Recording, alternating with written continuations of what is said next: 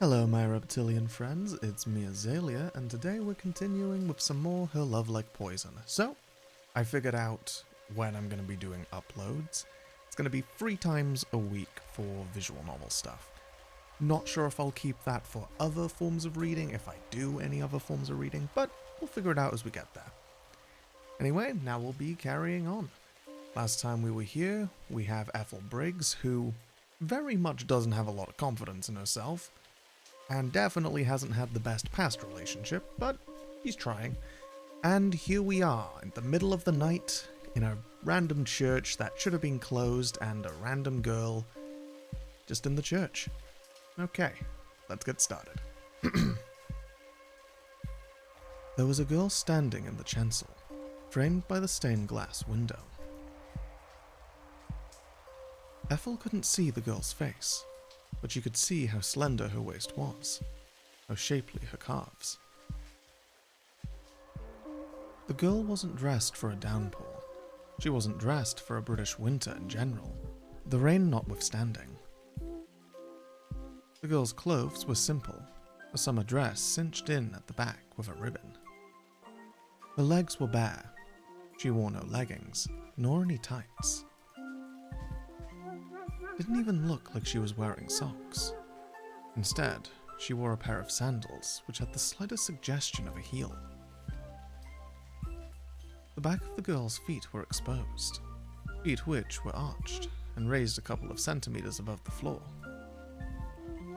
The girl was only standing, but there was a curious grace to her even as she remained motionless, which made Ethel's heart ache. Ethel had yet to see her face, but she didn't need to. She already knew that this girl would be heartbreakingly beautiful. The girl wasn't even a little bit damp, not like Ethel. She must have arrived at the church before the rain had started. That, or she'd had the foresight to bring an umbrella with her. Why, Ethel wondered, hadn't she brought an umbrella too?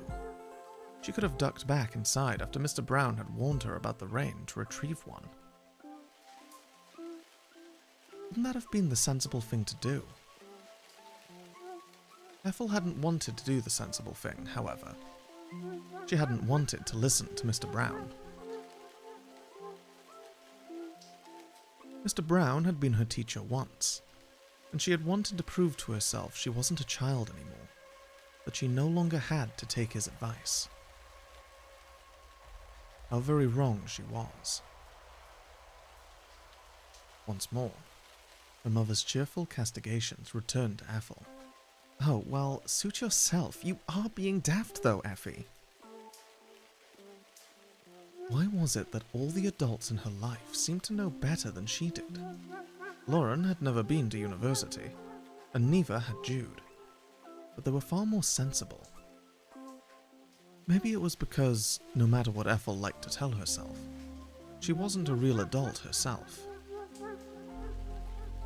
She was still a child, a little girl playing pretend.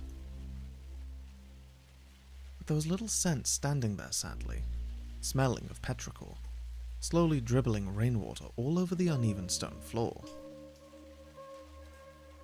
The girl was not simply standing there, she was singing. Ethel recognized the song which tumbled from her lips, pure and clear as spring water. It was Ave Maria.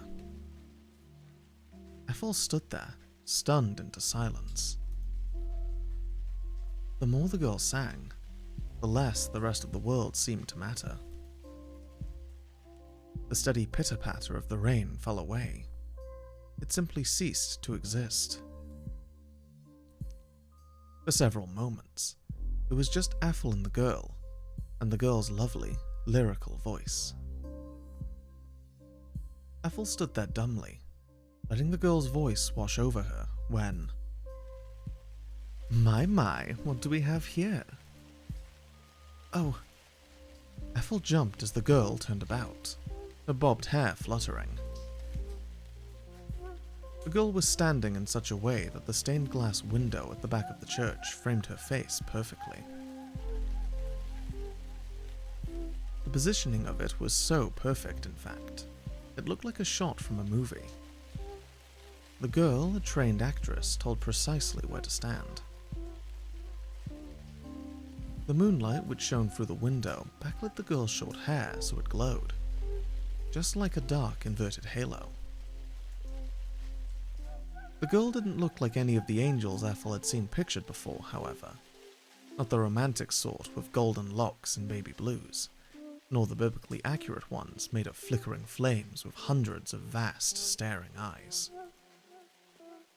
The girl only had 2 eyes, which were positioned where they should have been, and framed with a sweep of dark lashes. Her nose was snub, and her lips curled upwards into a small smile. Her skin, meanwhile, was very white.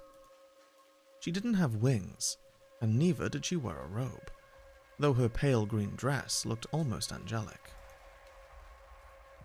There was too much mischief in her smile for her countenance to be truly seraphic, but she still took Ethel's breath away. "Hello, stranger. I've not seen you around before. Not that that's saying much, I guess. I don't know many people around here." "Were you watching me?" Ethel's face, which always had a pinkish undertone, now turned red. She dropped her gaze to her feet and mumbled, I'm sorry, I didn't mean to."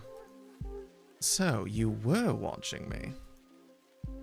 Ethel gnawed on the damp, fleshy inside of her cheek. A few moments of silence passed. Silence which was filled with the steady pitter-patter of the rain outside, which fell on the grass and the dirt and all of the tombstones. Ethel could feel her palms beginning to sweat. Slowly, like a mechanical doll in need of recalibrating, she nodded. "I thought so. I'm glad you're not a liar. I like honest girls." Girl?" Ethel frowned. Manny had taken great offense about being called a boy the moment he'd started secondary school. He was in year 9 now, but his voice had dropped and he already had facial hair, and everybody called him a young man. Why then did Ethel have to be a girl when she was already 21? She was too old for it, wasn't she? Oh, don't you like being called a girl? I didn't offend you, did I? Oh, no, it's fine. I don't mind. I probably offended you more with my staring. I should have said something. I'm sorry." "Oh, you don't need to apologize, silly. I don't mind." "You don't?" The girl shook her head. "I was only teasing. It might be rude to eavesdrop, but I prefer singing when I have a captive audience. Otherwise, it feels a bit pointless." "So, what did you think?" "About what?" "About my singing, obviously. Was it good? Great? The best thing you've ever heard?" "You were enchanting." "Enchanting, eh? That's a bit more flowery than I was expecting. Do you like reading by any chance?" "I study English literature at university, so I guess." "I knew it. You did give me that impression. So." The girl took a seat upon the pew, then shot Ethel a look which could only be described as "come hither." With a thin half-moon smile, she patted the pew, her pale hand cleaving through the darkness. "Why don't you come here and talk to me? It feels like it's been an age since I last had a chat with a girl my age, and I'm dying for it. Hawkesbury's so boring." Ethel hung back, abashed, almost afraid at the girl's insistences. Why was this girl so interested in her? She wasn't anything special. It seemed ludicrous, unthinkable even, that she should care. The girl really must have been bored. Was Ethel her last resort? A last-ditch attempt to keep herself amused? Hello? The girl cocked her head to one side, her smile an amused, impish one. Didn't you hear me? I would have thought the rain would have washed those ears of yours out. Won't you come and sit with me? I can hardly have a conversation with you from all the way across the church. Unless you're afraid that I might bite. Ethel allowed herself to think, briefly, of the girl's bite, of sharpened scissors digging into her throat, like something from a Gothic novel, and she shivered. She wasn't sure if she wholly disliked that thought, and this left her feeling unsettled. Oh, no, it's fine. I'm not afraid. I'll sit. Ethel crossed the church, her sole slapping against the flagstones, then sat. She was still damp, and droplets of water slid from her clothes as she walked. Small puddles tracked her progress, from the entrance of the church, with its domed door, all the way to the pew where she settled herself. Ethel's long skirt was clinging to her thighs, and her sweater was uncomfortably damp. Ethel tended to wear baggy, oversized clothes, but the rainwater had rendered them uncomfortably skin-tight. She would have felt self-conscious regardless, being seen in such a state by anybody, even Mr. Brown, but being perceived by a girl as pretty as whatever her name was. She looked like she could have been a Celeste, or even a Celine. Wasn't doing her self-esteem any favors. Wetly, Ethel looked down at her lap, and wanly, she threaded her fingers together. So, she had sat, just as the girl had asked her. Now what? My, you're quite the awkward one, aren't you? You've barely said more than a word to me since seeing me. Please, don't tell me you're really afraid of me. What? Oh, no. I'm just shy. I'm sorry. You've not done anything wrong. This is all my fault. The girl frowned, one hand resting beneath her chin. You say it's your fault, but I don't think you've done anything wrong either. You don't? No, I don't. I don't see why you feel the need to apologize. I'm not upset. I was just stating a fact. You're so quiet. I was worrying whether I'd done something to upset you.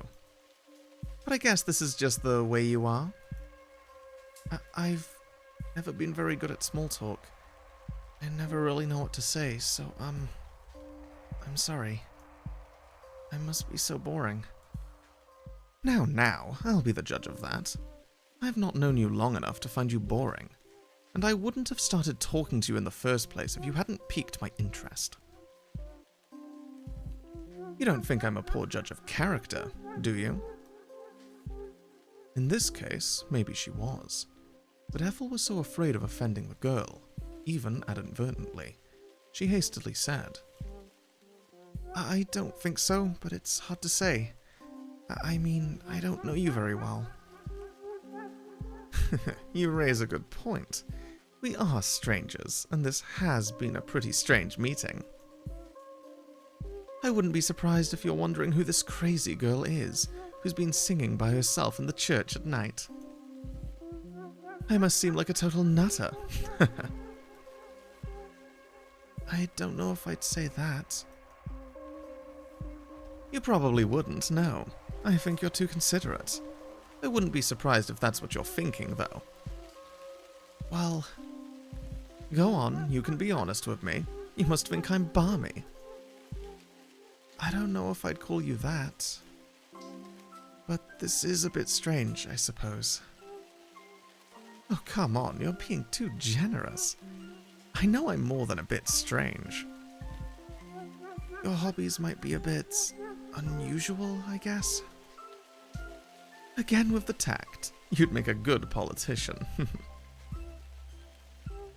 But who am I to judge? I went for a walk in the woods late at night. When I knew it was going to rain, I'm not much better. I guess not. Maybe that's what brought us together then. What, the rain? No, silly. I think there's a deeper meaning behind our meeting than this. Deeper? Yeah, we must be like two alike souls. Or maybe two birds of a feather. If that doesn't sound too out there. We're both weirdos, so we ought to stick together. The world isn't very accepting of people like us. Now, what's your name? Surely you must have one. Oh, I'm Ethel. Ethel's voice was quiet when she replied, as if she was repeating a curse word. And, to her ears, it might well have been one. As far as names went, Ethel wasn't very flattering. It was so old-fashioned it spoke more of elderly spinsters than it did 21-year-olds. Shania had teased Ethel about her name incessantly, as though she hadn't been named after the country singer. Ethel would have preferred to be a Shania any day of the week over a boring old Ethel, though. Ethel often resented her parents for landing her with that name, though it was mostly Lauren's fault, she supposed, for naming her after her grandmother, Ethel's great-grandmother, especially when her brothers had suitably modern names. Why was she the only one stuck with a name plucked straight from the dusty archives of a Victorian poorhouse? It was so unfair. The girl didn't seem to mind Ethel's name, however, because she laughed. Ethel, how pretty. No, it isn't. You're teasing me. No, I'm not. Honest to God. We're in church and I'd never dared to take the Lord's name in vain. I'm a good Christian like that, you know. You are? No, now I really am pulling your leg. Right, well, I suspected as much. You shouldn't be so self-conscious, though. Ethel's a perfectly nice name. I've met girls who were saddled with much, much worse. Right, well, try telling that to Shania. Who's Shania? Oh, nobody. She doesn't matter. Not anymore. You wouldn't know her. Ethel's voice trailed off. Then she frowned. By the way, where are you from? You aren't a local, are you? Oh, no, and thank the God I don't believe in for it. This village is so small, I think I'd go mad. Madder than I am, I mean, if I had to live here. Are you visiting, then? That's right. I'm here to stay with my grandparents over the holidays. My parents are pretty busy right now, so they dumped me here. I've only been here a couple of days, but I'm already bored out of my tree. I couldn't sleep, so I went for a walk. Figured I might as well stretch my legs. I was afraid I'd go stir-crazy otherwise, but maybe it's too late for that. I see, will you be staying in Oxbury for long? Not too long. My parents will be picking me up in a few days. Oh, right. Of course. Ethel tried to keep the disappointment from her voice when she spoke. Why should she care when the girl went home? She hardly knew her. She still didn't know her name, in fact. Maybe, Ethel thought worriedly, she should have asked the girl that first, before inquiring if she was a local to the area. That would have been the polite thing to do. But Ethel spoke to others so rarely, she found it difficult to know what the polite thing to do was. She was so awkward. Well, there was time enough to right this oversight. I'm sorry, but it just occurred to me. What? I might not have been born here, but I am pretty familiar with this village. I know my way around rather well, which is how I wound up here. Now that's saying very much, since there isn't all that much to know. But you know what I mean. Right, Ethel blinked. Her plans to ask for the girl's name summarily scuppered. There was a small pause, then... Do you come to Oxbury very often? More often than I'd like. This place is pretty dead. But oh well. I wind up in Oxbury a lot during the holidays, since my parents are always palming me off on my grandparents. I've spent a lot of my summers here, and a lot of my winters too. The summers here are depressing enough, and there's nothing to do. But the winters are even worse. It's so cold and so dark, and it's so wet too. It rains so much, the ground gets all mulchy. It's pretty miserable. No offense. I don't want to insult this place too much, not when you were born here. I hope you don't mind. It's fine, I'm not offended. Actually, I agree with you. Well, good. I'm glad I'm not the only one. It's a different story with my grandparents, though. They love this place. They've been living here for... God, I don't know. Their whole long lives, more or less. So they're pretty settled. They won't hear a bad word against Oxbury. They're obsessed. They were old, you know, when I was a kid. They're even older now, if you can credit that. I think that's why they like Oxbury. It doesn't change, just like them. It's completely static. Ethel frowned, lost in contemplation. The girl's voice was light, but there was something sad about her words, something which twisted Ethel's insides. When people reached their twilight years, typically when they passed into their 80s, it became almost impossible to discern their age from their appearance. There wasn't that much difference, or so Ethel had always thought, between an 80 and a 90-year-old. Old age had an anonymizing factor. It stripped the individuality out of people, rendering them indistinguishable from one another. As far as Ethel was concerned, old people were all white-haired and rheumy-eyed, their faces scored with wrinkles. Their fingers were choppy, their hands shook, and they complained of myriad problems: bad backs, bad eyes, bad hearts. Ethel didn't like the body she inhabited at the present. She'd been teased over her appearance one too many times. But she liked the thought of getting older even less. She didn't think she ever wanted to be 50, much less 80 or 90. She liked life too little to try and cling to it for all that long. What was the point? My parents have been having my grandparents look after me since I was a kid, but I don't think they've ever been cut out for the job. They could never keep up with me. I was a wee little thing back then, about this tall. The girl gestured with her right hand for emphasis. But even then, I got this feeling I was no good for my poor old grandparents. I used to fret having to run around after me would drive them into their early graves. But it's been years since then, and they're both alive and kicking. But not literally.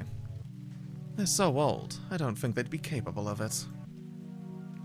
Are you afraid they might dislocate their hips if they did that? Ha! I've got to say, I didn't expect that from you. You're more fiery than you look. Oh, I hope you don't mind. Nah, I think it's funny. I like the contrast of your sweet exterior and your spicy interior. It was a surprise, but it was a pleasant one.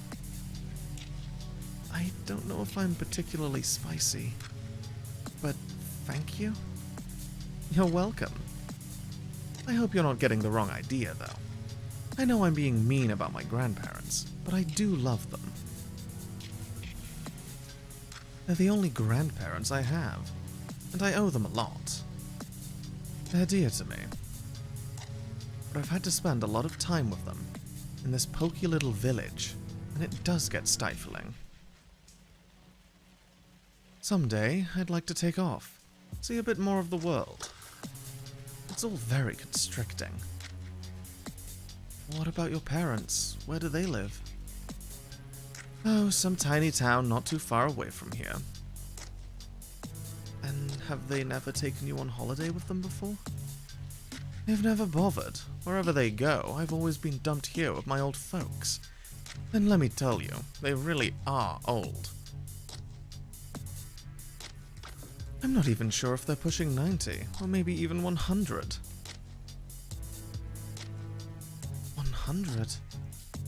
Ethel stared, all the while trying to solve some basic mental maths. Ethel's grandparents on her mother's side were relatively young as far as grandparents went, as they'd had her mother when they were in their very early 20s. Her maternal grandmother was only 62, her maternal grandfather 66. The paternal grandparents were a bit older. They were both in their mid-70s, but they weren't pushing into their 80s just yet, and they definitely weren't close to 100. The girl's family must have skewed awfully old. Ethel was still trying to work this out, something the girl seemed to notice because she smiled. I'm exaggerating, of course. Oh, right, of course. I'm not joking when I say they're old, though. I don't like being with them in their rank-smelling house, which is all brown and green and damp. The walls have rot and it's moist all the year round, so the window panes are all waterlogged. It's awful. I wouldn't stay here if I had a choice, but I don't really have any friends, and my family's pretty small, so... The girl shrugged. I guess it could be worse, but I don't like having to spend all my holidays out in this dump. I wish my parents would think about me a little more, but that's never going to happen. They've always been so selfish. The girl sighed. She sounded bitter, unexpectedly so, given how light she'd spoken before. It was obvious that a degree of resentment simmered beneath her seemingly irreverent surface. Resentment which didn't seem to be buried all that deeply. Well, if she had inner demons, she wouldn't be the only one.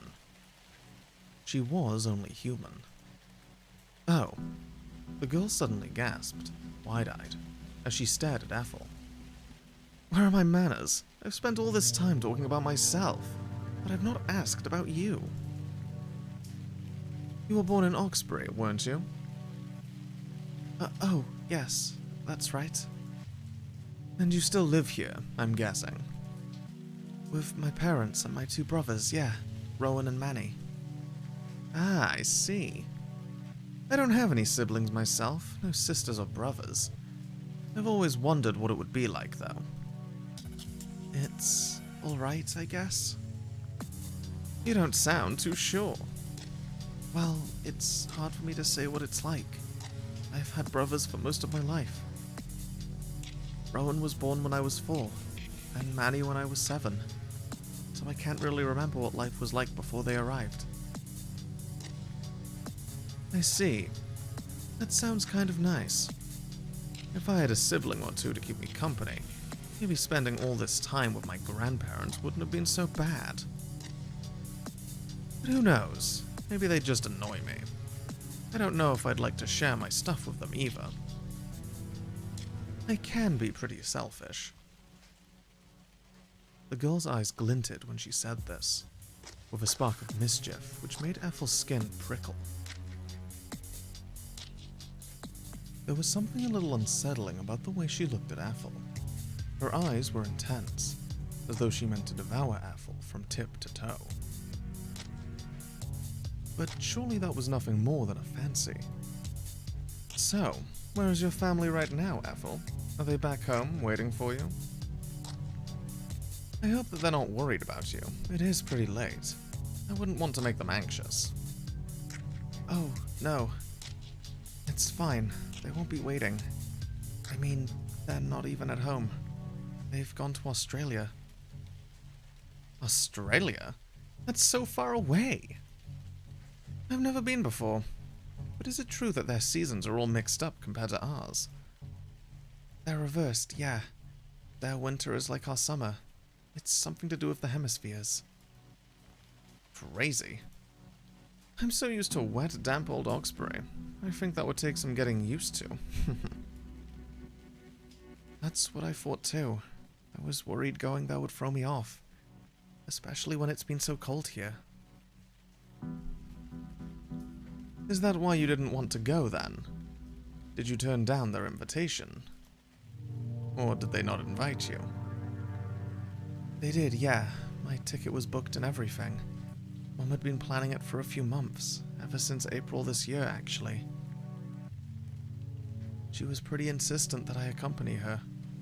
It was supposed to be a family holiday, but... well... Ethel sighed. How, she wondered, was she supposed to explain her reasoning for staying behind to this girl? She wasn't entirely sure if she understood her reasoning herself. She had overcomplicated things by being so moody. But wasn't that what she always did? She was forever making things more difficult, not that she wanted to. It just seemed to happen. Hey, Ethel, you didn't have an argument with your family, did you? Oh, no, it's not like that.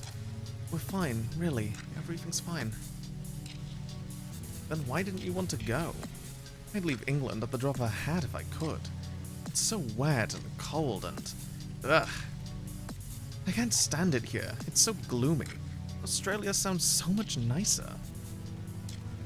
It does sound nicer, but... But? The girl shifted a little closer to Ethel, so much so their thighs brushed. Don't you like being with your family? Don't you get on with them? It's not that I don't get on with my parents. They're nice enough, I think. My mum nags me about my clothes and my hair sometimes, and my dad can be a bit insensitive, maybe. Ethel thought back on the numerous occasions she tried to practice her violin at home.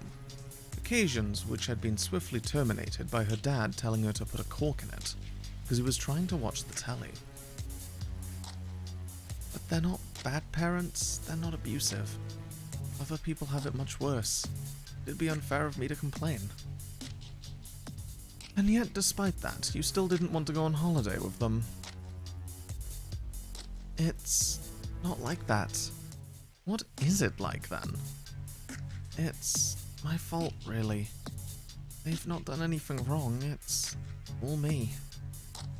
What's all you? I don't understand. It's not that complicated, really. It's just, it's the way I think about things. My parents are fine. They're lovely even, and my brothers. We argue sometimes, but I think that's normal. All siblings argue. Clementine always picked fights with her sisters too. Clementine? My girlfriend, Ethel was about to say, but that would have been a lie. Clementine wasn't her girlfriend anymore. They'd spoken so little after their breakup. Ethel was uncertain whether she was even her friend. What was Clementine to her now? Was she anything to her now? She's just a person I know from university. We talked a bit. Ah, a friend then? We were friends. I don't know about now. Not that it matters. None of it does, really. What doesn't matter? My feelings, maybe? I've been a bit down, I guess. I couldn't tell. But it's all very silly, and it's mostly self-inflicted anyway. I just get like this, in strange moods, I mean. That's what my mum says. She thinks I should buck my ideas up. Maybe she's right. It's not like I want to feel sad. Of course you don't. I don't think anybody does. But sometimes... No, most of the time, actually, I feel like a burden. I just bother my parents and my brothers. And Clementine too. That's why I didn't want to go on holiday with them. They insisted, but I don't know. They said the holiday wouldn't be the same without me, which is probably right, but I think it would be for the better. I've been so gloomy. I don't think they'd want to put up with me. My parents were planning this holiday for ages. They were looking forward to it. That's why I didn't want to come along. I know I'm not in the right mood to enjoy it. I'd make everybody unhappy, and then I'd spoil everything. I think... Ethel's fingers, lying on her lap, curled in on themselves. Her nails, which were short and serrated, she'd been biting them lately, though it was a habit she'd tried for years to kick, digging into her palms. Her shoulders shook. Then, very quietly, she said, I think they'd be happier without me. Clementine certainly had been. Who was to say that her own family wouldn't share her opinion? I'm sorry, I shouldn't have said all of that. I was being silly, really. I know my family do care, obviously they do. It's just sometimes... Shh. Ethel started, surprised. The girl was sitting even closer to her than before. Their fingers twinned together, and her eyes round, almost owl-like in their concern. I... Ethel stammered, stunned by this sudden, unexpected closeness. Stunned, too, at the sensation of the girl's skin upon her own. Her hand was icy cold. It's all right. You don't need to try and explain yourself. To me. I understand how you feel. I understand only too well. You do? Little. You aren't the only person who's been feeling lonely. But I wish you wouldn't be so very hard on yourself. Don't say that nobody cares. I know I shouldn't. It's childish to think that way. Of course my parents care, but... They don't make you feel like they do? Ethel looked into the girl's eyes, held captive by the intensity of her gaze. For a few moments, she could do nothing except sit there. She swallowed, tasting sawdust in her throat and dead, empty air. Then, like an aged automaton that was in dire need of oiling, she shook her head. Oh, you poor dear. It sounds like life has been very hard for you. But try not to worry. You aren't alone. I know how it feels, being unwanted. It's awful. And it feels so unjustified in your case, too. After all, the girl reached out. She cupped Ethel's cheeks with her fingers, her palms icy against Ethel's warm skin, and said, You're so nice. Do you really think so? I think you must be. Otherwise, you wouldn't have listened to me so patiently when I was complaining about my grandparents. You're a sweetheart. And no matter how other people might have made you feel, I'm happy to be spending time with you. Meeting you has been really refreshing, actually. It's almost enough to make me think this was fated. Fated? That's right. I think you were sent here for a reason. You can laugh if you want, but I'm a pretty superstitious person. Maybe it comes from spending so much time with my grandmother. She's always put a lot of stock into that sort of thing. Tea leaves and the alignment of the planets and star signs. And I don't think our meeting happened for no reason. It must have been ordained by, I don't know, fate, destiny, karma, kismet. Call it what you will. Maybe it doesn't matter. Maybe I've let one too many of my grandmother's silly stories get to me. The girl leaned in even more closely, if such a thing was possible. Then, quietly, she said, But there must be a greater reason behind why our paths crossed tonight. I'm sure of it. I've been so lonely here these last few days, with nobody my age to talk to. The girl's eyes continued to bore into Ethel's, large, dark eyes lined with long, dark lashes, which seemed pregnant all of a sudden with meaning. But now I have you. You have me? Yes, I have you. You're mine now, just like I'm yours. I can be your strange singing girl who takes refuge in the church at night to recite hymns, and you can be my wet, windswept stranger, come in from the cold.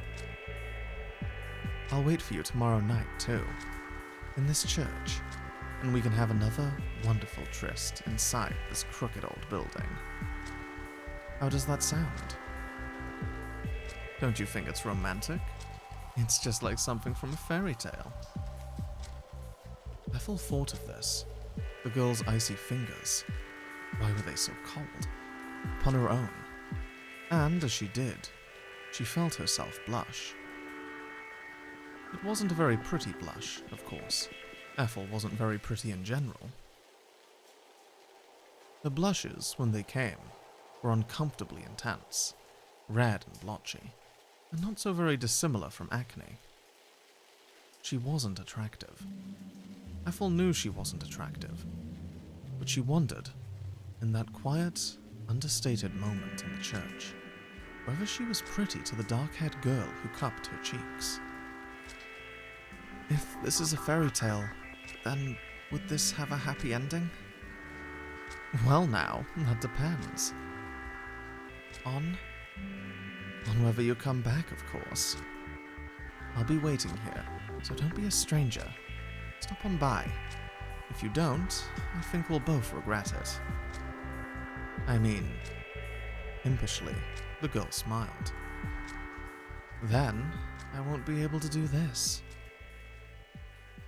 The girl dipped her head before Ethel could say anything, before she knew what was happening. Ethel soon felt something soft against her lips, and she gasped. She could hardly believe it, but... The girl was kissing her. The kiss lasted for but a few seconds. It was a little more than a faint brushing of the lips, but it was enough to make Ethel's heart stammer. She knew, as the girl kissed her, her palms still pressed against her cheeks, that this signaled change, though what sort of change it was exactly remained a mystery. It was undeniable, however, that this would alter her holiday for the good. Things would never be the same again. The girl had branded her. Her kiss corroded like acid, disintegrating all of Ethel's thoughts as if they were made of nothing more than the flimsiest, most insubstantial of crepe paper. There was the church. There was the girl. There was the kiss. And there was nothing else at all. Nothing in the whole world. Okay, now, that's technically the prologue done. I'll be stopping here. I'll just be letting the prologue play while I keep talking. Now, the plan going forward is just going to keep reading it as I have been. I'm going to be sticking to the schedule of 3 episodes a week. I'm thinking Monday, Wednesday, Friday. Maybe changing that to, like, Monday, Thursday, Saturday, but we'll see how it goes. Something like that. But anyway, I hope everyone who's been listening today has enjoyed, and I'll catch you next time. I'll just leave the intro to finish off the video, and yeah,